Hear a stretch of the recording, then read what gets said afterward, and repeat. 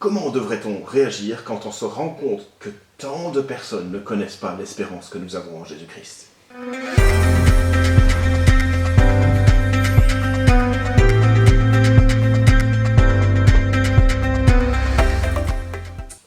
Nous poursuivons notre étude de Matthieu 9, 36 à 38. La fois dernière, nous avons vu le cadre de la mission.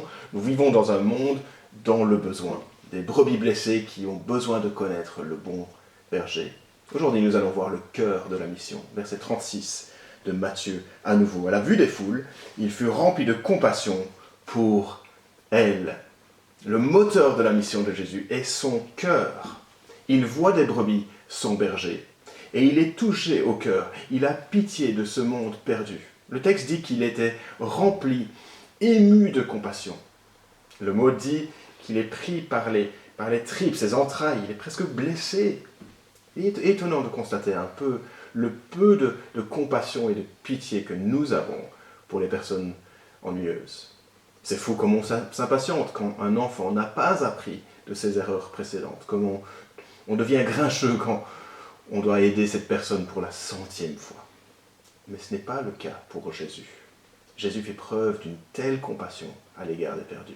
Il guérit les malades, il ressuscite une fille, il purifie le lépreux, il pardonne le péché du paralytique, il accueille Matthieu, le collecteur d'impôts.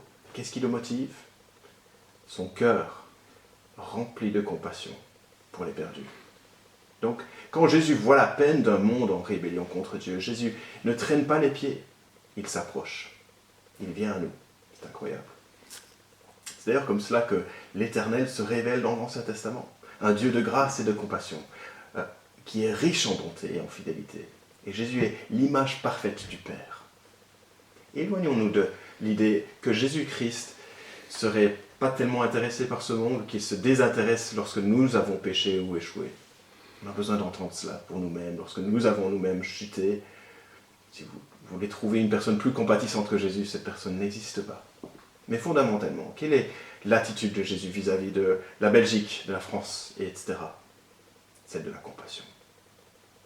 Comme Jésus est compatissant, il nous invite aussi à être compatissants, à avoir le même cœur que lui. Et donc lorsque nous partageons l'évangile avec quelqu'un dans une conversation, nous n'essayons pas tout d'abord à montrer que nous avons raison, de faire la morale. Lorsque nous partageons l'évangile, nous devons faire preuve d'une grande humilité qui consiste à considérer les autres comme plus importants que moi. Réaliser que les autres sont dans une situation de besoin de Jésus de la même manière que moi.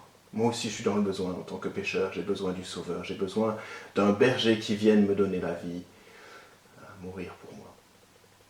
On voit des multitudes de personnes à travers le monde, des milliers d'âmes qui vivent autour de nous, qui ne connaissent pas ce qu'ils vont vivre dans l'éternité. Est-ce que nous éprouvons de la compassion ? Que cela nous motive pour organiser des événements en église, que cela nous motive pour servir à de tels événements, à sacrifier une soirée pour servir, que cela nous équipe pour partager l'espérance que nous avons en Jésus-Christ.